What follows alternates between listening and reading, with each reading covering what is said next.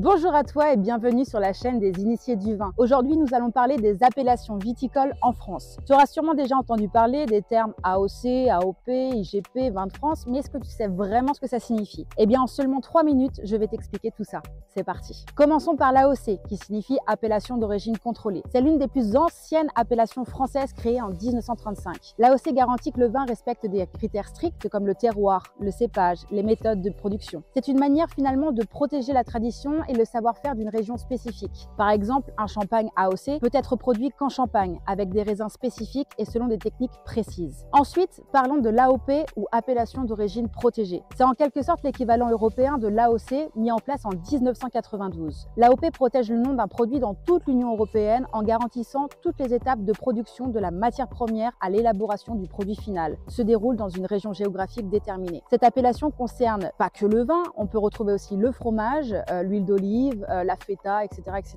L'IGP ou indication géographique protégée offre un peu plus de flexibilité. Contrairement à l'AOC et AOP, l'IGP n'exige pas que toutes les étapes de production aient lieu dans la même région. Ça permet donc aux producteurs de bénéficier d'une reconnaissance géographique tout en ayant plus de liberté sur les méthodes de production et les cépages utilisés. Par exemple, un vin de Pays de Doc est un IGP qui peut provenir de plusieurs régions du Languedoc-Roussillon. Enfin, terminons par le vin de France. Le vin de France, cette catégorie remplace l'ancienne appellation que vous deviez connaître, le vin de table. Contrairement à l'AOC et l'IGP, le vin de France n'a pas de contraintes géographiques spécifiques. Les producteurs peuvent donc mélanger des raisins de différentes régions, ce qui leur donne une grande liberté en termes de création. C'est souvent dans cette catégorie qu'on trouve des vins innovants, parfois réalisés avec des cépages ou des techniques non traditionnelles. C'est aussi une option plus abordable pour les amateurs de vin. En résumé, l'AOC et l'AOP garantissent un savoir-faire traditionnel dans une zone géographique précise. L'IGP offre plus de flexibilité tout en restant ancré dans une région et le vin de France permet une totale liberté aux vignerons. Chacune de ces appellations a ses propres atouts, alors explorez, goûtez et trouvez ce qui vous plaît le plus. N'oublie pas de liker et de t'abonner pour plus de contenu passionnant sur le monde du vin. À bientôt!